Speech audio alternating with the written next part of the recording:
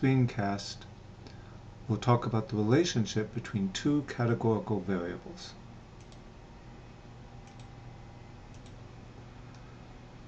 So here we have two side-by-side box plots which show that there's a relationship between a categorical variable and a quantitative variable.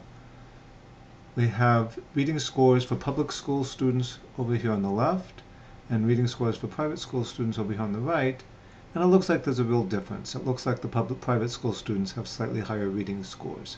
So in this way we can say, okay, there is a relationship, there's some effect on reading scores depending on whether you go to public or private schools. How about relationships between two quantitative variables like height and weight or education and income? Well, we've talked about that. That's what correlation and regression help us with. It helps us determine whether there is and how strong a relationship there is between two quantitative variables. But today we want to talk about the relationships between two categorical variables. So is there a relationship between an academic major and favorite kind of movie, or between whether someone is a man or a woman and whether or not they exercise regularly, or whether someone is left-handed or right-handed and whether they participated in college sports? And what would a relationship look like anyway?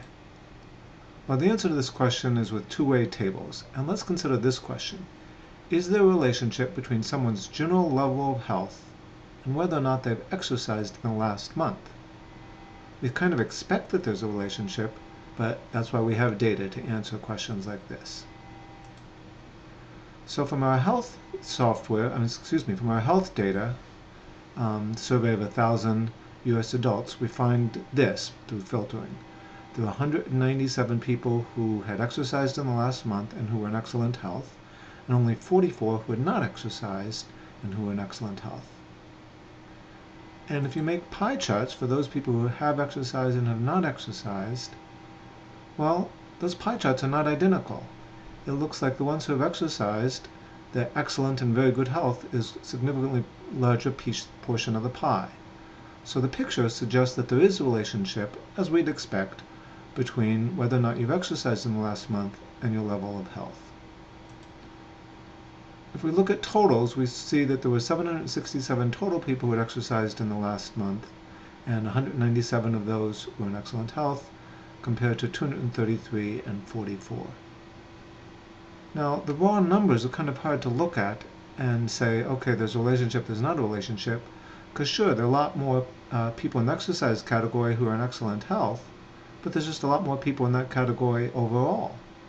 There's more than 3 times as many people who had exercised in the last month as who had not exercised, so of course there are more of those who were in excellent health. So we break it down by looking at the proportions.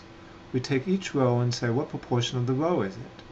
So this 197 people is 26% or 0.26 of the 767, whereas this 44 is only 19% or 0.19 of the 233. And so now we see, this is just the numerical version of the pie chart, that for those who are in excellent health, the distribution, for those who had exercised in the last month, the distribution of health, 0.26, 0.39, 0.27, is quite a bit different than those who had not exercised. In particular, for example, there are more than 3 times as many non-exercisers who are in poor health compared to exercisers. So this certainly seems to indicate that there's a relationship. Now we have to keep in mind that this is just a sample of the whole U.S. population, and later on in the course we'll see whether the differences that we see here are big enough to be meaningful, or maybe they're just random noise.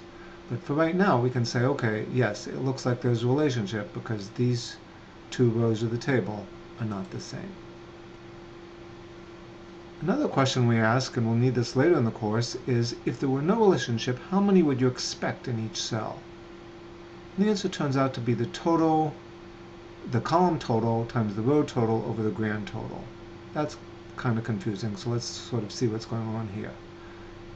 If there were no relationship, we'd expect 184.8 people who had exercised to be in excellent health. And we don't worry about the fact that that's not a whole number. But where does it come from? We see that there are a total of 767 who had exercised in the last month, out of 1,000. So 76.7% of all people had exercised in the last month, So you would expect that same percentage, 76.7% of the 241, to be to have exercised. If you look at the people who are in excellent health, you would expect 76.7% of those to have exercised, and 76.7% of the people who are in very good health to have exercised.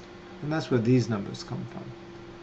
We'll talk about this more in class because it can be confusing, but these numbers turn out to be the column total, 241, times the row total, 767, divided by 1,000 for this one.